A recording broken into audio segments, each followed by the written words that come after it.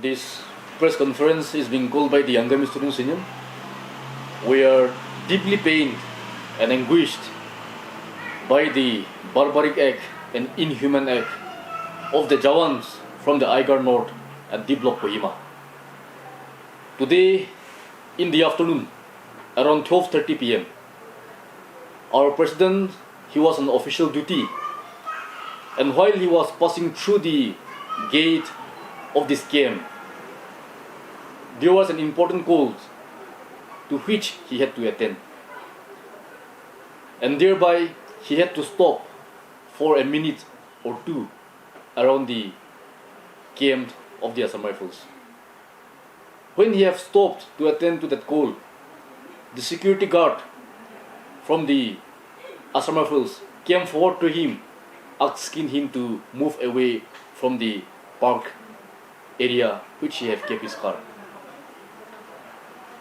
And the president requested that he had to attend an important call, and as such he had stopped in that particular area. And when the call was completed, the Jawan came forward and threatened him that he will puncture his car tires. And to that, our president, in response, have replied to him that he have parked his vehicle just for some time and not for long. In between their conversation, the Jawan, out of nowhere, had hit our president and dragged him out of the car and have physically assaulted the president of the Angami Students Union. Angami Students Union is questioning the Aigar North, its Jawans, as to whether they are really the friends of the hill people or the enemies of the hill people. We, the Angami Students Union, will never tolerate such inhuman act in our land. And this is also as a result of the existing Armed Forces Special Powers Act in our homeland. We therefore, taking this opportunity, appeal to the government of India to immediately repeal the AFSPA from the Naga homeland. While pursuing on the matter, the Angami Students Union would like to clarify on the lightning shutdown which was called today. After learning about the news, the union officials rushed down to the army camp, whereby our president was seen being physically assaulted. But the Jawans and the Assam Rifles, Jawans who were there, came out and they disowned hitting our president and assaulting him. Wherein we have clearly seen through our president that his shirts were torn and his face was punched. Still then, the Jawans have refused of the act, and as such, there were retaliation among the Angami students officials and the Jawans present in the camp. And when we were confronting with the Jawans who were with the rifles, we felt that if any situation goes out of hand, then the general public may be at danger. And as such, in order to ensure the safety of the citizens, we had to call for this lightning shutdown. Or else, it is never the intention of the Angami Students Union to scapegoat the business community or the general public, where the issue is with the Assam Rifles and not the general public. And therefore, we express our heartfelt regret that because of this issue, today we had to call for this lightning shutdown in the town areas. But as I have mentioned, the incident that occurred during the moment was as such that it could have gone to any extent, and therefore, keeping in mind the safety of the public citizens, we had to explore ways and means where we mitigate public crowding, and in that intention, we have called for this shutdown, and we regret for the inconveniences caused. But here again, the Angami Students Union, while reiterating our anguish and sadness over this issue,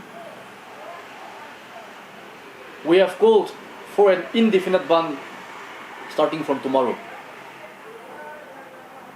After which, we have also had a series of meetings with the Angami forums, including the seniors from our fraternity, the rangers, and the various units under the Angami Students Union. After much deliberation and discussion, we have a threadbare discussion. We had a series of talks considering the various challenges and inconveniences being faced by the public. We are here to clarify that the indefinite ban is not against or imposed on the business community, the general public, or the educational institutions. The indefinite ban confines particularly to the movement of the Assam Rifles in particular. While we were interacting with the senior officers from the camp, the senior officers have already owned the responsibility of manhandling the president of the Angami Students Union. And at the same time, after discussing with our units, our seniors, and the fraternity of the Angami Students Union, it has been the appeal of all these members that we give a grace period to the so-called Jawans from the Aigar North. And as such, we are giving a grace period of 48 hours with effect from tonight. That within these 48 hours, the Assam Rifles in particular and the Aigar North in general should identify the Jawan concerned and punish him as per the rules of the army and as per the rule of the land, and which report should also be made known to the general public. We also demand that within these 48 hours, the Jawan in the Aigar North should tender unconditional apology in public domain.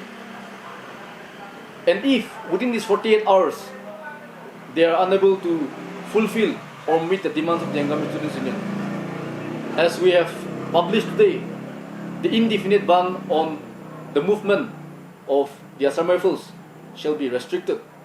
Until such time the issue is resolved, we are warning the Assam Rifles to restrain themselves from moving freely around the Angami inhabited areas.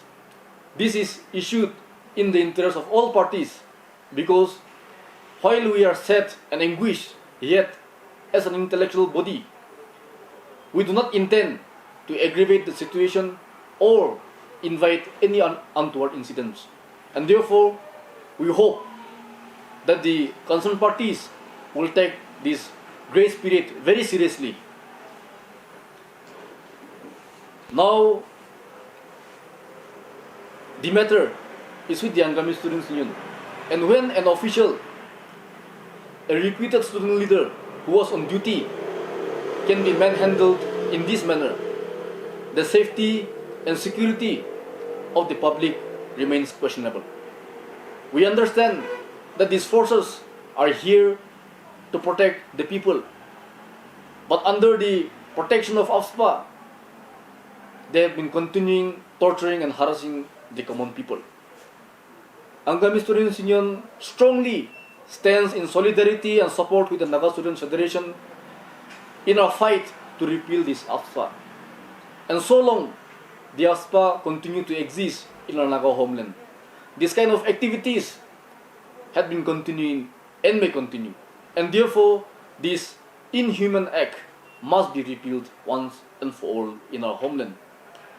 Angami Students Union, we are giving a clear message to the Aigar North that they must come and meet the demands of the Angami Students Union, or else the Angami Students Union is mobilizing all possible forces to fight for our rights and to ensure that no such innocent Naga public are being tortured by the persons in uniforms and rifles. And to mention, after physically assaulting our president, the Jawan had also went to the extent of showing his rifle butt to our president. That has been the intention of the incident. And therefore, we would like to know what was the intention of the said Jawan to have physically assaulted the president of the Angami Students union. Or in other words, a common people who was innocently passing through their gate has to meet to this kind of incident. And therefore, Angami Students Union, we are reiterating our stand that the demands, as I have mentioned, must be met within 48 hours. After he was physically assaulted, for some time he was also present in the venue, and we have heard from him about the incident, and there were some interaction between the two parties. After which he was taken to the hospital for medical attention, and after which the Angami Students Union have been having a series of meetings, and we are yet to get an update on the medical attention being given to our president. But the Jawans refused that they have assaulted him, and therefore there were retaliation amongst us, and there were some push and pull also. Now we felt that there is going to be a situation among the public and the some rifles. So if situation goes out of hand, then the common public will also be in kind of situation. So in order to ensure that the common people are safe from such untoward incident, we had to call for a shutdown.